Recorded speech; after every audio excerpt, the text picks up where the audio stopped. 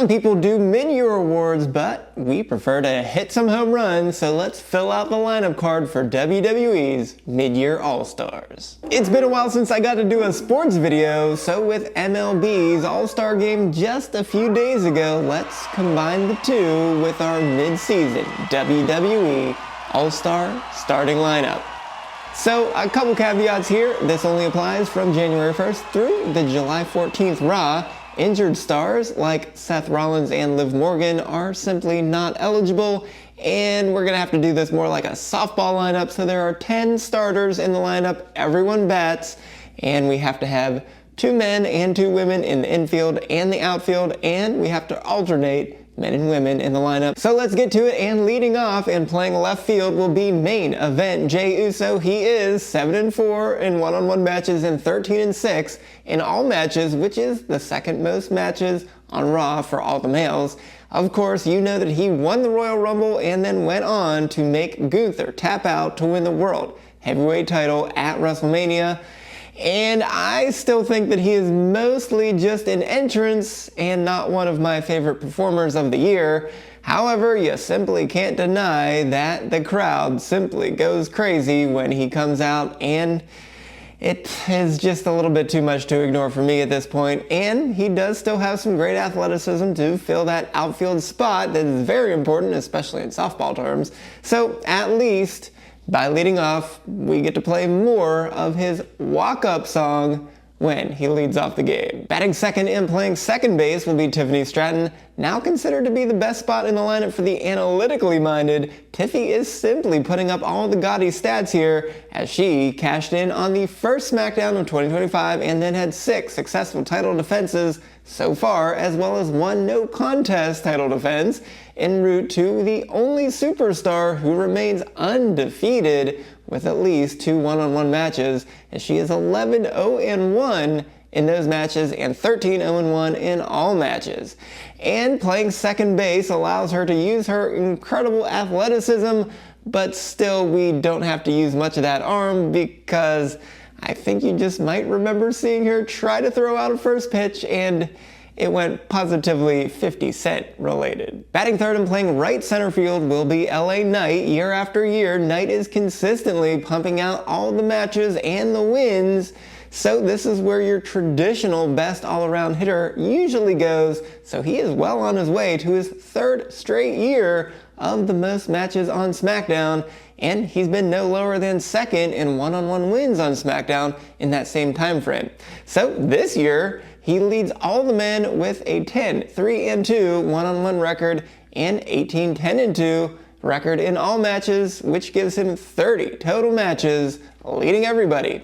And he also regained the Intercontinental title in March for a 2nd title reign, but of course he did lose it at WrestleMania, so the only question here is whether he will ever win the big prize, but for now he is in a prime lineup spot. Cleaning up and playing third base is Rhea Ripley, as she is our prototypical power hitter to knock that ball out of the yard. And amongst everyone in the women's division, no one even comes close to Rhea in this regard, and she won the women's world title on the very important Netflix premiere of Raw, and even got that nice rub from The Undertaker following that. It was stunning that she held that title for just under 2 months with only 1 title defense, and she even tried and failed to regain that title 3 times already, but in those 3 matches, she was never pinned or submitted. So out of your cleanup hitter, you do expect a few more swings and misses, which I guess is what she's done in those title matches, but she's still an impressive 4-1-1 in one-on-one matches and is tied for first of the Raw women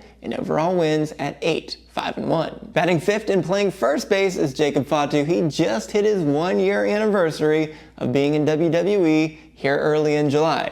And what a debut year it was, wowing us every single week with his athleticism that doesn't seem to make sense out of a man his size, so I guess it also doesn't make sense to put him at first base, but he still is an awfully big man, especially with those hip attacks and mighty moonsaults helping him fly through the air right into this key RBI position in the lineup.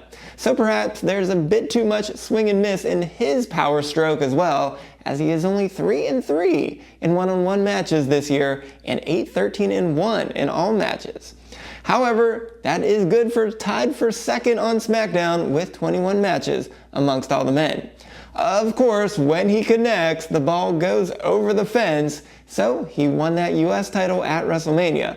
But now that he's on his own, I guess we'll have to see if he keeps hitting those dingers, but I'm sure he'll keep having all gas and no brakes. Batting sixth and playing right field is Naomi, and although she's no longer feeling the glow, she's still got a huge glow up this year, as she's the one making everyone else to proceed with caution.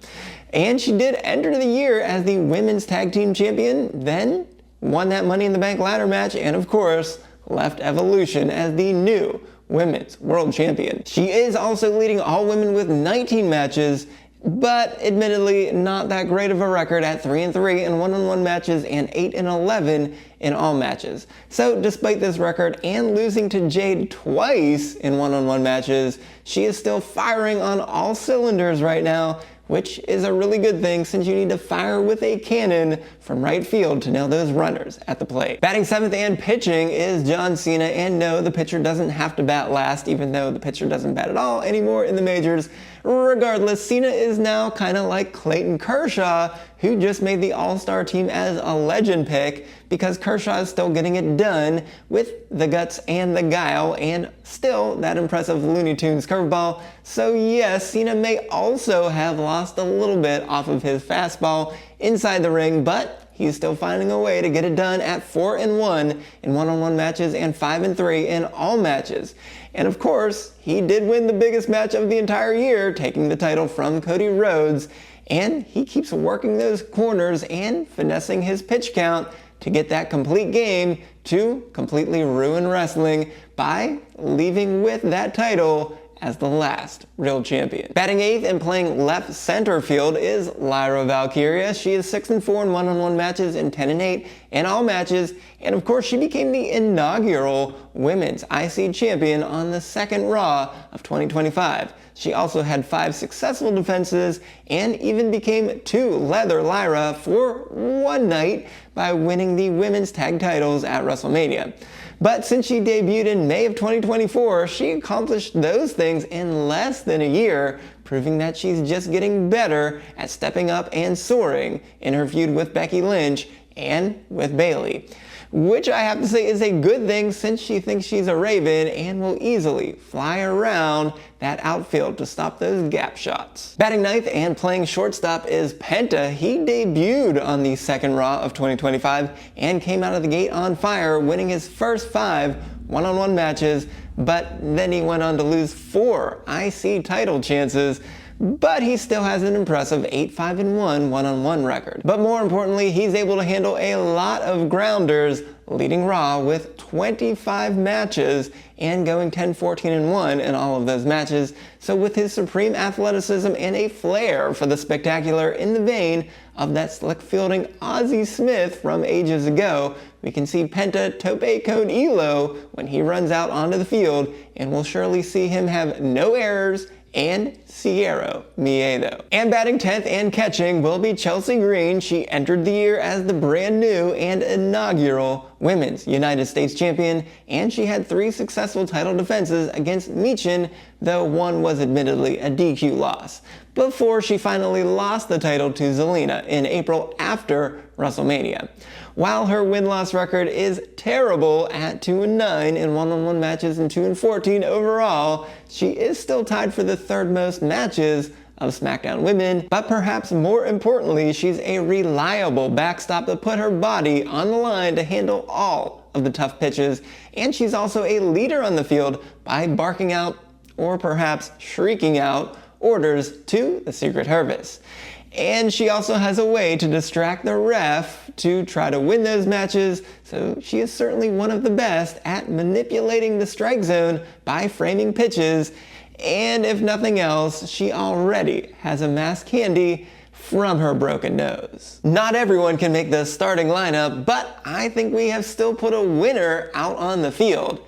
But if you disagree, everyone else, like Cody Rhodes, still has half a year to up their games to make the final cut. So with no Stop the 10 count this week, since I also had to take an all-star break, be sure to go right on over here and check out to see how I did on my picks from last weekend's Saturday night's main event and Evolution PLEs.